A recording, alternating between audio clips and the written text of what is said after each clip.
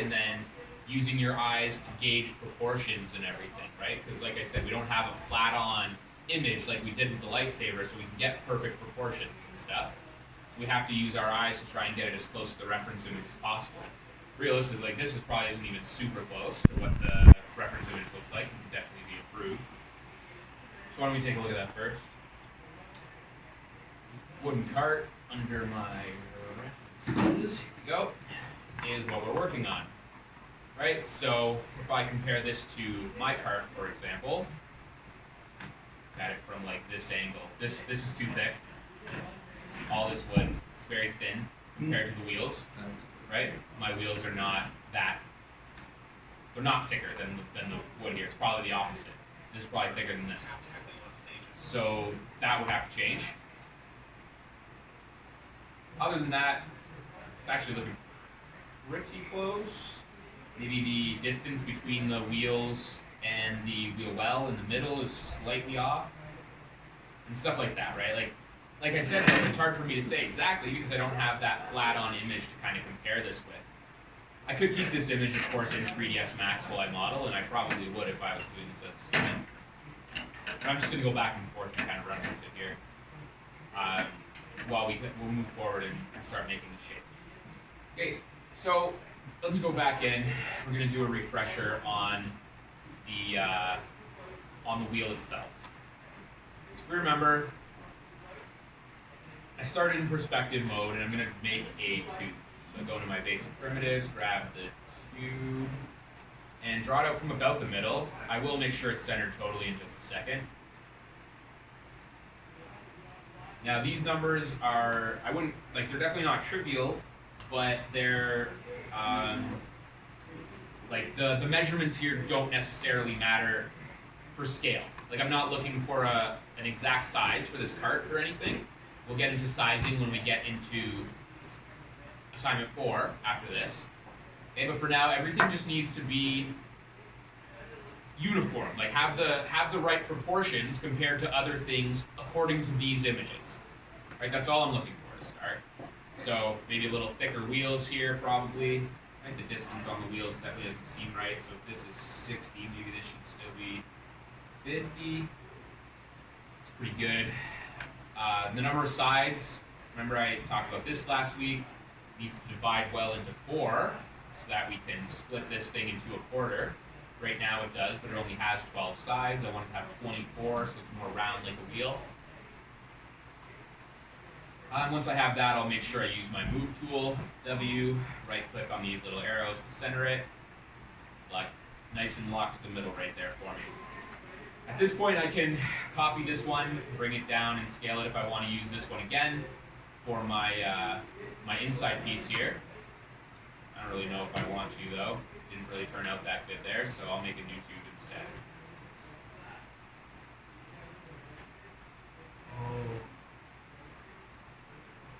I'm going to give this one significantly less sides, maintaining a little less height. I have a question. Yep. So with my big wheel that I made, there's a lot of like edges like going around it. So Yep. like I know like for yours it's like a bunch of like blocks pretty much put together to make the wheel, but for me I have edges this way. Yeah. Yeah. I'm not going to dock you marks for it. If you were still able to achieve the look of the assignment, it's fine, right? As long as you didn't go overboard. If you have lots and lots, then you should try and delete some, which you do by using Control and Backspace. Yeah, I just don't know why they appeared.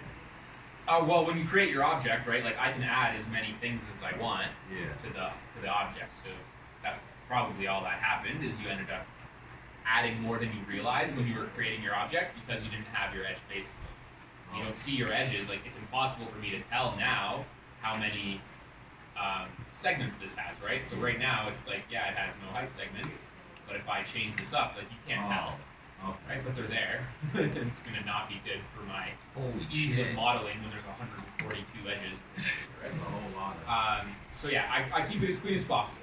I'm only using what I need when I start. There's literally no extra edges anyway. Right? Like I'm making a tube.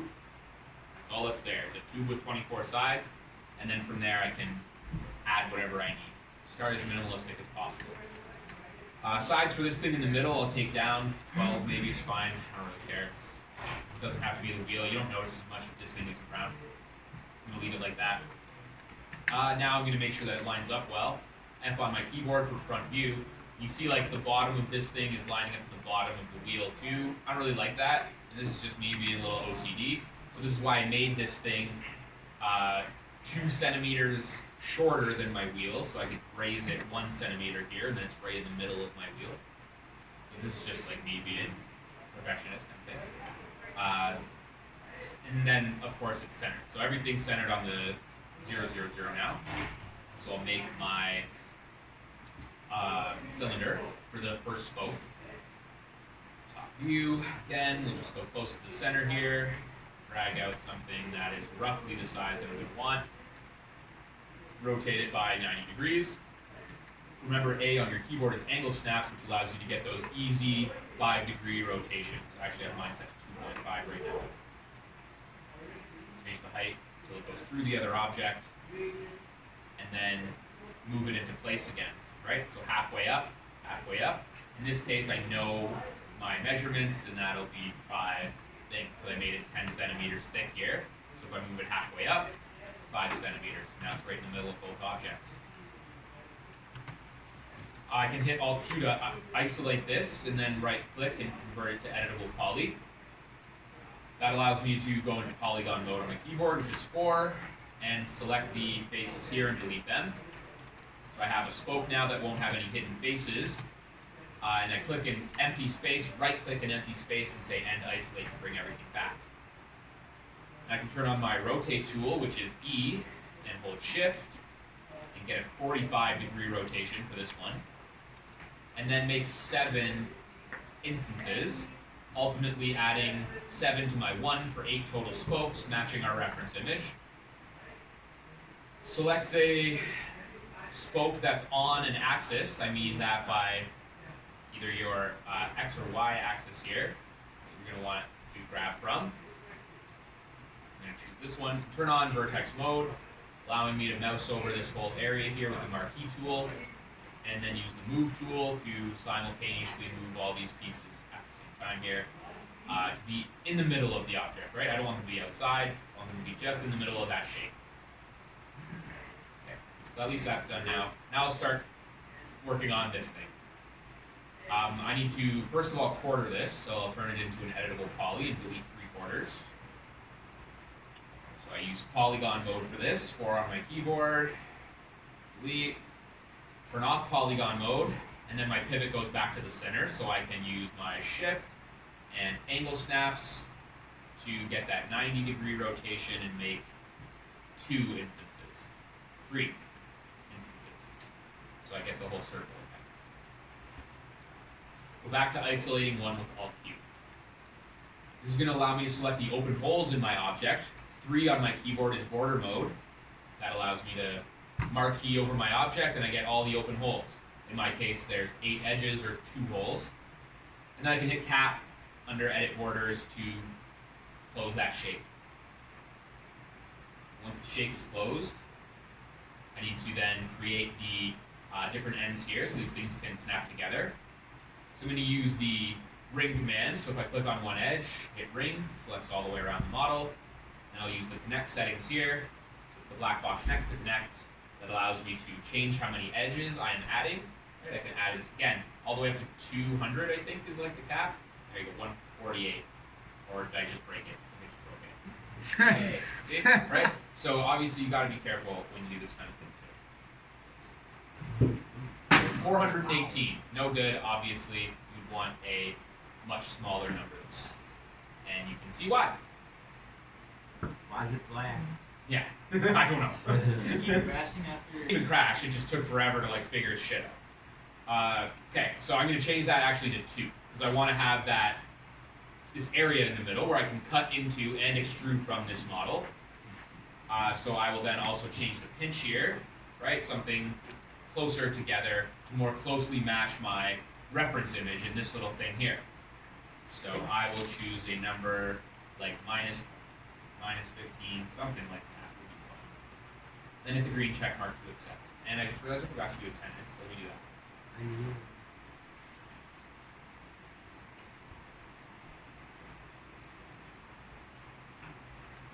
Then I want to first extrude from one end.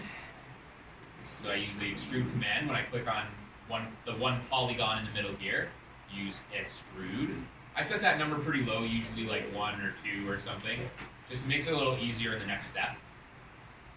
And then I'm going to have to cut in the other end here. So I'll add a swift loop near the back. So remember, swift loop is under your modeling ribbon here. You have different selections, so it's modeling. This is the selection ribbon, this is the freeform ribbon, so it's under the modeling ribbon. And then I can just click anywhere and add an edge. So I'll add one in right there. And I'm going to go ahead and cut into this side of the model. So I delete these spaces and ultimately make a hole into the model. And then to close that up, I need to use the bridge command. So 2 on my keyboard allows me to access edges, and that is where bridge is right here. So I'll turn bridge on. I'm not using the settings box, I'm using the button. And I click from edge to edge to add polygons. In general, I find this to be the fastest and most efficient way to bridge stuff. Everyone has their preferences, but that's how I like to use it. I barely ever use that settings box. It's a little confusing. It doesn't always do what I expect it to do.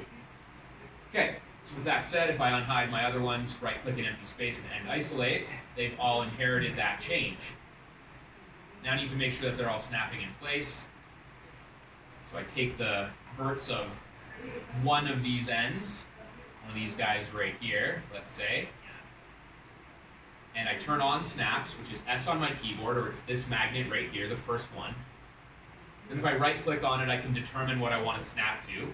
So I'm all set to snap to vertex already, which is what I want. So I can take that vertex and drag it to this corner and make sure everything snaps in place perfectly, and thus maintains its round shape. Bam. Just like so. Once that's done, I now need to isolate one again, so that I can chamfer the edges here and make this look wooden when I look at the wheel. So I need the large edges around the outside here, so these 4, and then I need any of the edges that make up this protruding shape and any edges that make up the concave shape.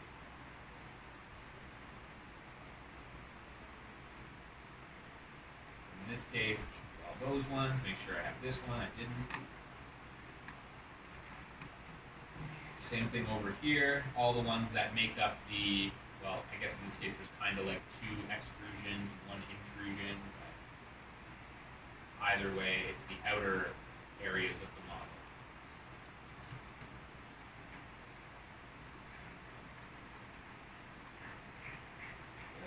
Once I have all those selected, then I use the chamfer tool.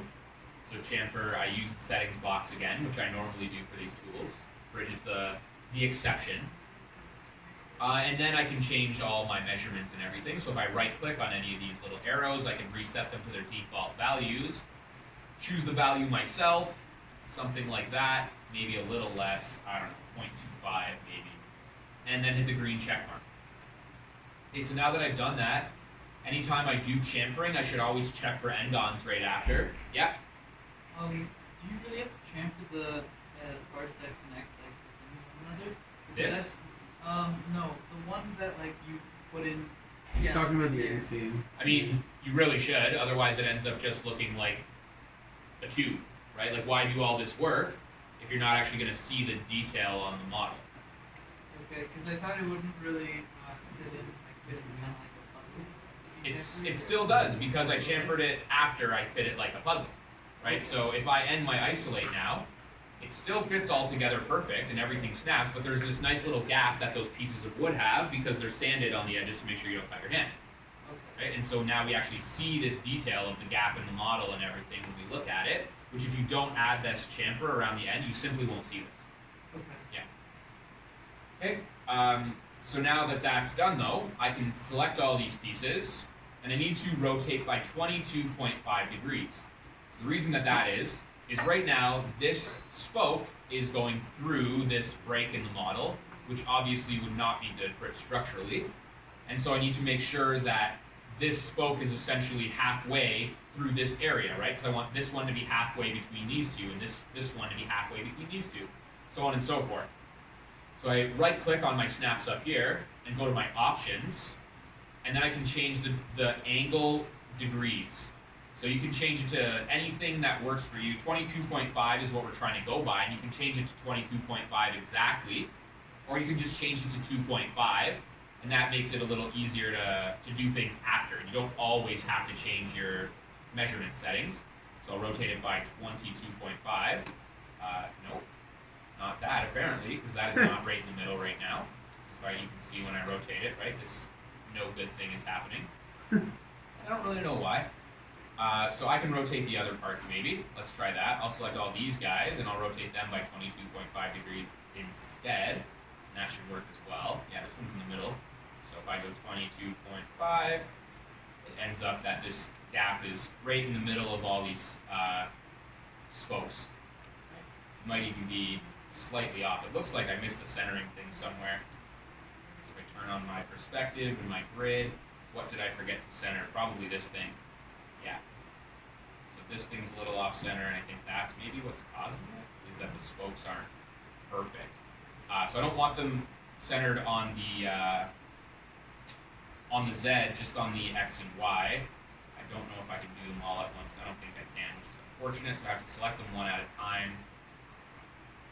It's a little weird, because I thought that, yeah, when I select all these, pivot goes to the middle, I rotate it. Yeah, it was just the spokes looking a little weird there. But either way, there we go. Now we have the starter wheel. So I can right click, so I select all of it, and then I can clone it if I want to make a backup copy of this wheel, right? I always recommend making backup copies when we get this far on an object, and then hiding everything else. So I can go to my tools here and open my scene or my layer explorer, and that lets me see all my stuff, right? Whoa.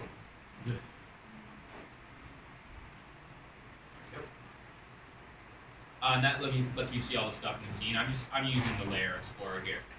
But see, I only have anything that's visible for this new wheel that I just made, which allows me to right click, convert to editable poly, and then I can easily use the attach menu to hit Control A, and that attaches everything that's visible. So that's why I hit all that other stuff first. So now I just have this one wheel here. And then all these other pieces here, those were for the original wheel, so I'll just leave them in their own layer. I'll turn on my default layer and turn off my other layer there. So now I'm just working in the layer with the wheel. Alright, I can rotate this by 90 degrees, sit it upright, make sure it's all set like so. Oh, somehow I went too far back with my Control Zs and I move these away from their intended spot, and you can see now I'm going to have some trouble probably getting that back because it doesn't average out the vertex in this instance. So what I'll probably have to do, say, use working pivot. So go here, edit working pivot. That's probably fine. I can just use it, and that'll allow me to then use that center as the pivot point. And then make sure I go back and turn off use working pivot. So I'm using now the original pivot of this object again. Alright, now with it in place though, we need to copy this wheel. So I'm going to use symmetry for that. Or actually, so what I didn't do was I didn't look at those endons because I got caught up with what I was talking about. That's not good because now I'm going to end up not being able to use instances that easy in this case. I'm going to have to do some stuff basically. So I can edit all four of these at the same time. So I take three of my elements, and I'm going to get rid of them. So I'm left to one piece again. Now I'm just going to pretty much detach this. So I'll detach it, and I'll detach it as its own object. So outside wheel. Okay, and so now it's its own object, which allows me to have the pivot back in the center again, and I can do my rotation, make 3 instances again, and I'm all set. But now I'll isolate one and go back to looking for these endons. So if I go into my polygon mode, change my modeling ribbon to my selection ribbon, and change the binumeric option here to be greater than 4. So it's normally set to equals. I'm going to change mine to greater than, and hit select. This finds my n-gons for me. So I have 6 n-gons on this model that I need to clean up by using either connect or cut. We've looked at this a lot, but connect, I click on 2 opposing vertices, control click, and then connect adds the new edge in right between those vertices. Cut's a little more flexible, sometimes a little more difficult to use when you're first starting out, but I like it better, which allows me to go from vertex to vertex with just a couple clicks and add in new edges. So that finishes up that area, and you can see if I run my n-gon check again, these 2 that are red now become normal. But I have these 4 to take care of. I'm going to do that pretty easily as well. I'm going to add in some swift loops. Back to the modeling ribbon in swift loop. And when I add in a loop, now it doesn't go all the way through the object. If I add in a loop here, you see it goes all the way through. If I add one here, it does not, and it stops when it hits that n-gon, which is the red polygon right now. But that's pretty good in this case, because I just want some new vertices to be able to connect to, or cut to. So this is being a little difficult in how it wants to be added here. Hovering over the model, nothing's happening, but there we go. Okay, so once I do that, now I can go back to cut. Cut from here to the new vertex I just placed in, thus keeping everything quads, meaning that all my tools and everything will work very well when I go to edit this object later. It does have a few tries, I shouldn't say everything's quads. There's triangles, like here, here, here, here, any of those corners. So there's like 8, 12 of them, maybe a bit more, because there's ones here too. Okay, so but with that done, then I can end my isolate, and of course the wheel now all fits together well. And I'll just go back to that original piece, use attach again, and attach my outside wheel pieces. Okay, turn off polygon mode. All right, and now I've successfully fixed my mistake, and I have my with no n-gons. Now I'll add symmetry to this. So from the modifier list, I search for symmetry. And we can see right off the bat that's nothing is happening. And specifically, if I even move this axis now, if I move it on the x-axis like it's supposed to be mirroring, here it says mirror on the x, then nothing's actually going to change. Because right now, since I rotated my object, it thinks the x-axis is this way. This is where resetting the x-form comes into play. So I go to my Utilities tab. So if I hit J on my selection box right now, you can see it's still straight. So sometimes it's hard to tell when these things are going to happen.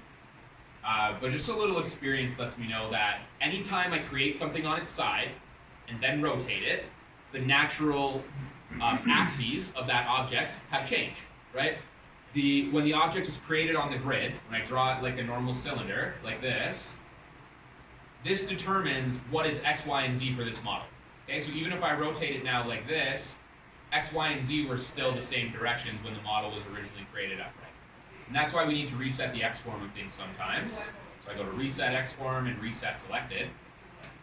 Now you can see if I go back to my Modify tab, I have this X form on the stack. So I'll just convert it to poly so I can work with it again.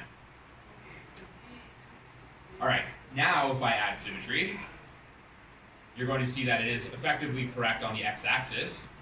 And if I move the symmetry modifier now on the x, then it will do what is expected and give me some symmetry there. So now I'm just going to pull the modifier just a little bit outside here, and I'm going to give it about that gap I see between these wheels. Bad reference image there, so let's look at the other one. Okay, so definitely a little bit more of a gap than this. Probably about there is where I'm going to put it. Now I'm going to add my second symmetry stack. This time I'll put it on the Y. And now click the symmetry again. Right, make sure you have the mirror here selected. Sometimes, I think in the newer versions, you actually have to open this and click mirror. So keep that in mind if you're doing this at home. And then I can move the mirror. Okay? If I drag to this side, if this is where I want my wheels to be, I can just hit flip, and then it copies them to the other side. Okay? But for now, I'm going to use this side here, and I'm going to use that for about the thickness of this wagon. So that looks about right to me. Just going to leave it there for now. Alright, let's get this thing all centered in place. I need to move my pivot to the bottom of this object so that everything sits on the grid.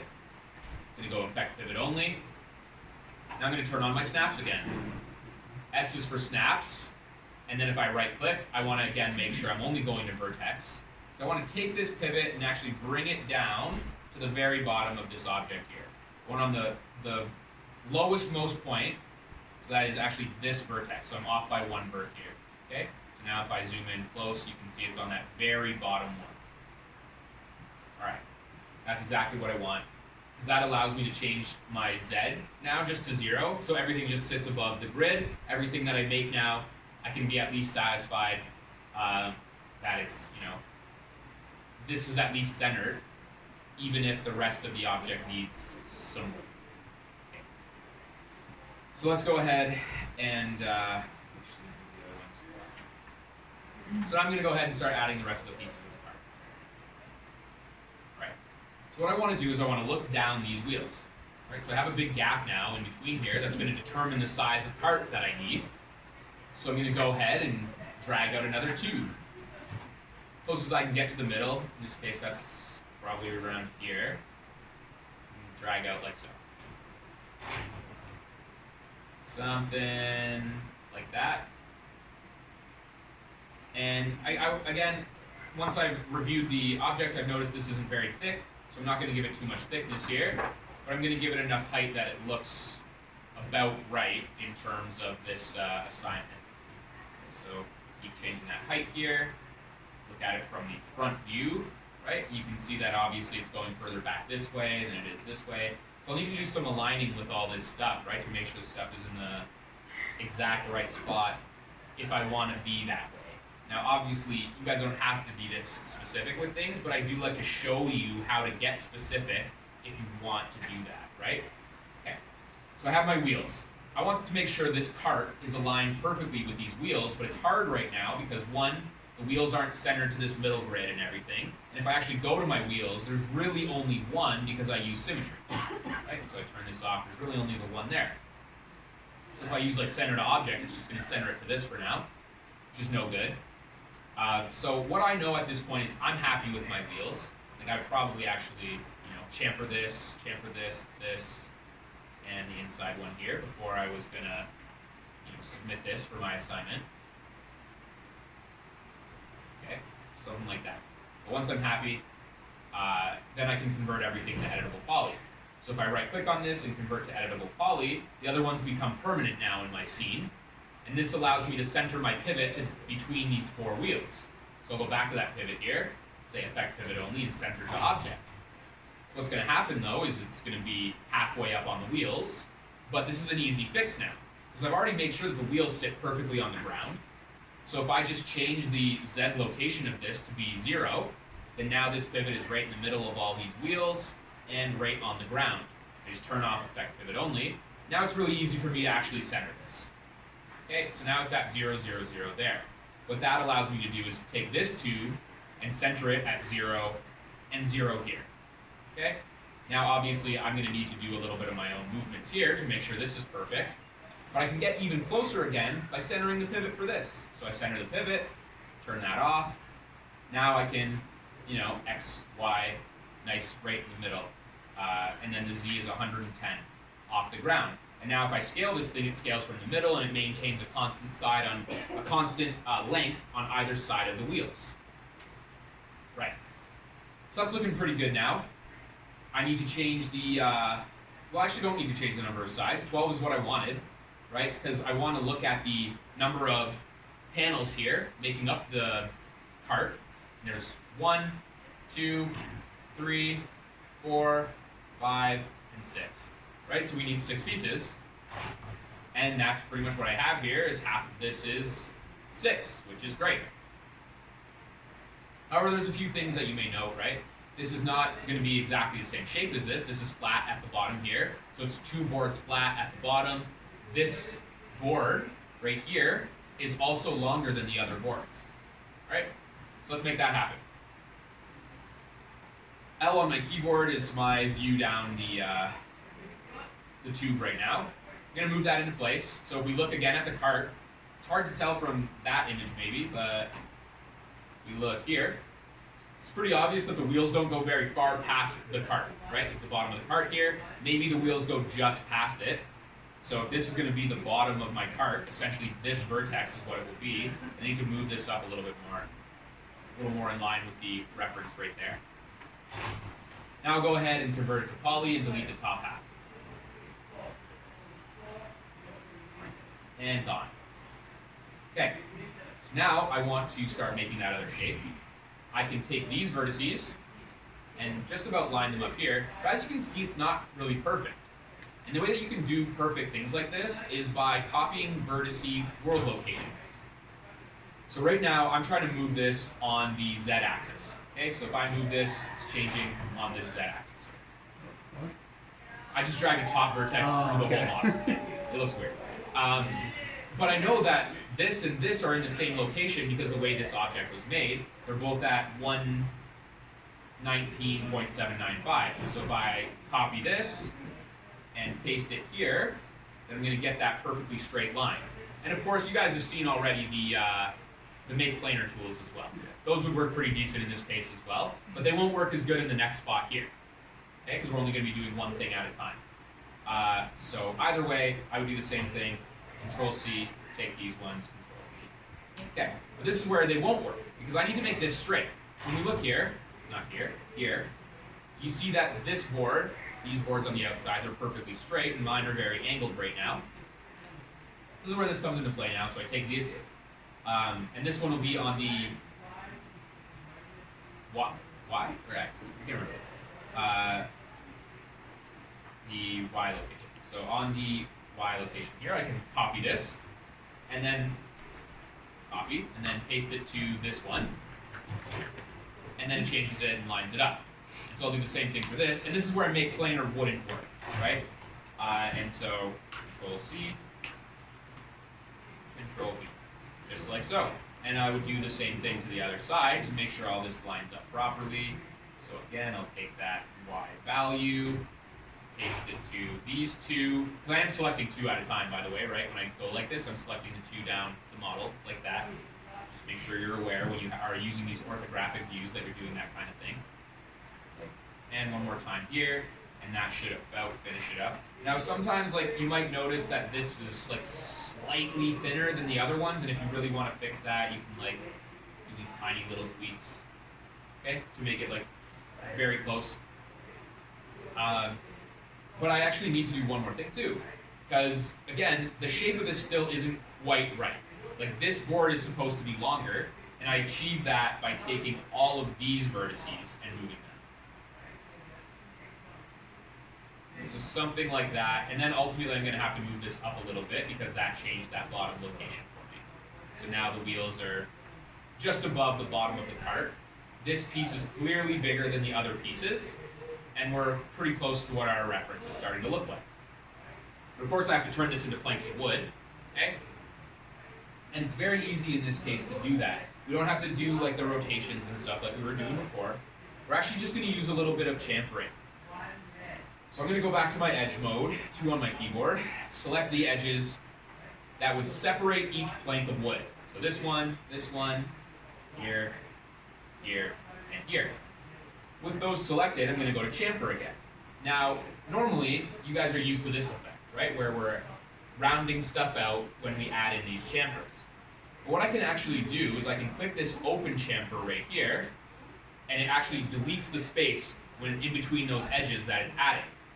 So now let's imagine I don't do any space between these things. I literally set it to 0. There's still a chamfer there, kind of, right? So I'm just going to make mine 0.01. Now I know that they're at least separate, and I can actually see that separation. Okay? And I've created holes in my model now. So if I hit the green check mark here and go to element mode, you can see that the pieces are no longer attached.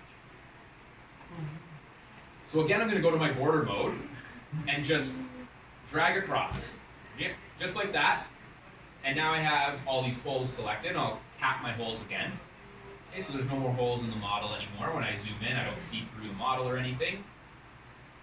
I'm going to go to edge mode, select all edges. In this case, it's fine to do all edges as long as you don't have any running this way.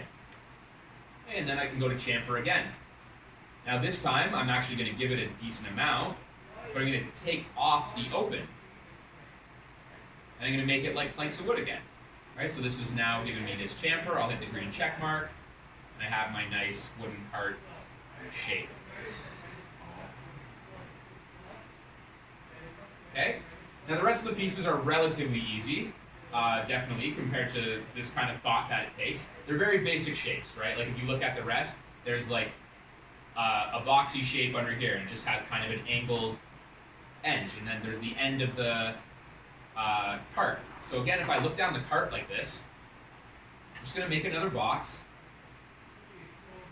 And I'm going to drag it across the bottom surface area of this thing. That's a little far off. I want it to be like right in there. And just give it this little bit. But I want to give it as much height as I'm ultimately going to need. So something like that.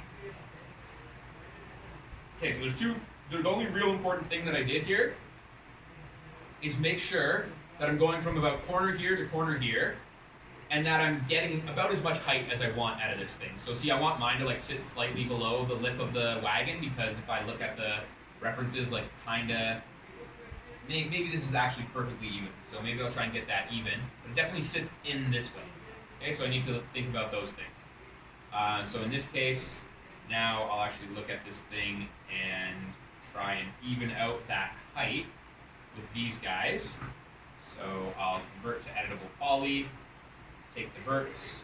Oh, I definitely had too many edges there, so let's go back before it's poly and get rid of these 18-foot segments.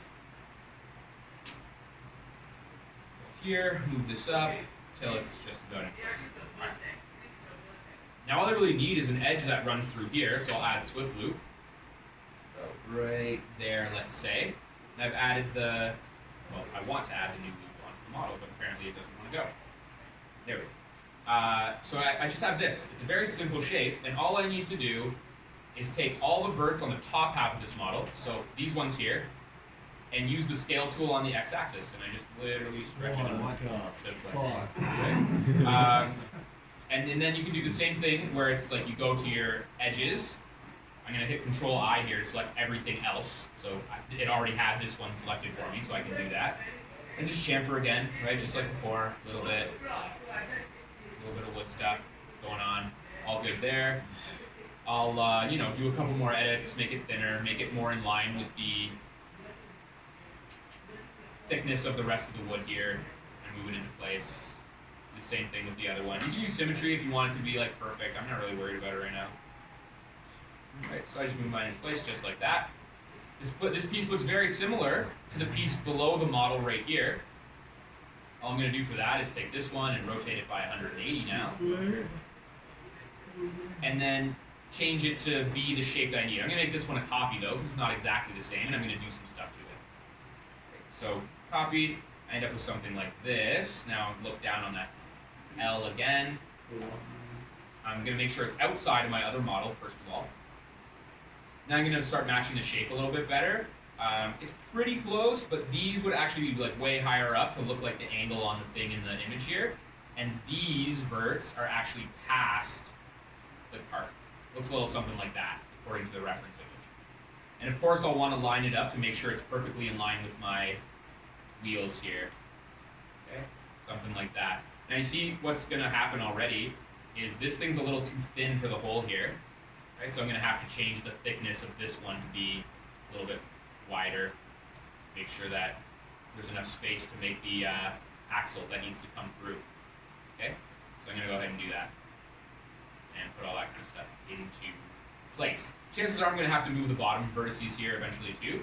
But for now, I mean, you can very clearly see it's not far off from the very simple shape that you have right here, right?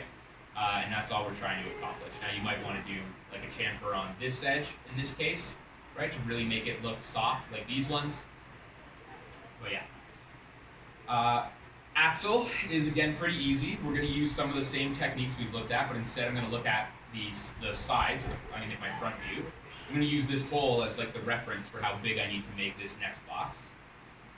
Back to box and create. Make it about that big. And this will give me an idea of what measurements I need. So right now I can see it's 8.17 by 8.66. So I'm going to change this to 9 by 9. right? And it's slightly bigger now than this thing. I'm okay with that. I think in the reference it's like almost perfect, but you know, I'd rather change the size of this than compromise this being a perfect square on the end. But I could always go down to like 8.5, right? Something like that. Still doesn't quite fit though. A lot of times it's just easier to scale things and make them match in the end. Either way, now that this is in place, I'll give it the right length that it needs. So again, I will affect pivot only and center to object. Make sure that that's centered in the world space, so it's right in the middle of my shape. Okay? And then bring it up to where it needs to be. Just kissing the other model. Go ahead and give it an appropriate height now, right? So what I mean by that is height here essentially changes the model, but it only is pushing it one way, and I don't want that.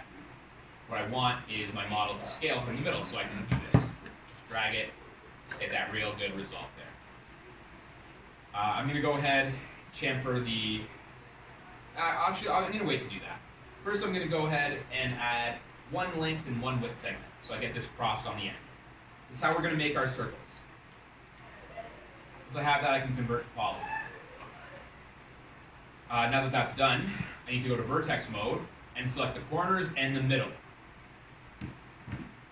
So I end up with 5 vertices selected, and then I hit connect, and I get the cross connection here. I'll do the same thing on the other side. You can't do them all at once, unfortunately. Okay, so with 5 selected, I hit connect again, I end up with this, and same deal here. Now I click on the single vertex in the middle, and I control click the single vertex on the other side, so that when I use the chamfer settings on these vertices, I end up with 2 holes that are the same size. But of course I want to end my isolate so that I can make sure that this is fitting perfectly. I'll actually cancel that. And first align this to the axle hole here.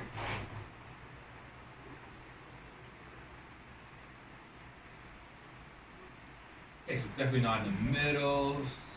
Something like that is pretty close. I'll go back to vertex mode, and now I'll go ahead and do that. And I push it out to just inside. See, it's not perfect, but not really too worried. And then I can extrude these 2 faces on the end. Extrude by as much distance as I need. Here it's not very much. And then I accept. Smoothing groups, whenever you use extrude, smoothing groups are not applied. So I have to apply smoothing groups to this. And I have to apply smoothing groups to the other one. But now they look perfectly round. And they have that nice effect. From here, you can chamfer this as much as you want, right? And there's only a few pieces that you're going to need. If we look back here now, there is this piece underneath. It's basically just a box that connects between these 2 pieces, literally a rectangle. Okay? And then you have the handle and the piece that holds the handle here, as well as the screw that keeps them together. Okay? All the things that you need to use to make those, I've covered in what we just did, right? So I'm going to leave those to you guys to figure out. That's like your real test on this assignment, is to figure out how this would work. A little hint, all you really need is, obviously this is very boxy in its shape. It just has a little curve here, a little curve here. We remember the rules of curvature. The more edges you have in one spot, the more curvy you can make something. And then down here, this is really just going to depend on your pivot for how easy this is to rotate. If you put your pivot in the right spot on this handle, you'll be able to easily move it into the right place on the card itself, and then rotate it once it's in place and everything. Okay? There is the pins too, so I should mention the pins. We looked at something almost exactly the same for the lightsaber, so hit L on my keyboard. I'm just going to zoom into this area. Go ahead and draw a line.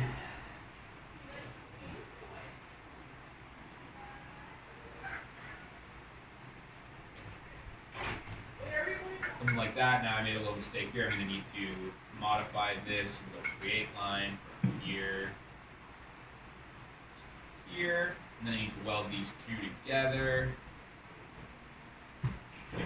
See here it says I have 2 vertices, and if I hit weld, not good enough. I need to crank up the tolerance and hit weld, and now I have 1 vert. And that's it. This is all I really need for the pins. Okay. The more smooth you make it, the better, of course. This is a pretty sloppy one. But once you're done, you just slide it into place like so. Give it a little rotate so it looks the way that it would look when it was in the wheel. Something like that. Okay? And that's all you're doing for the pins. And then the same concept for the bolt. You just make a cylinder that's modeled correctly to look like a screw and stick it through the model. You don't have to make booleans and stuff for it, right? Like I said, the booleans aren't strongly marked. If you want to try and make a couple, by all means, I'll definitely appreciate it, and so will your grade, but it's not heavily weighted, okay? So this is where I am going to leave the lecture for today. You guys are free to go. If you have any questions, of course, stick around and work, and I'll be here till the usual time. Yeah.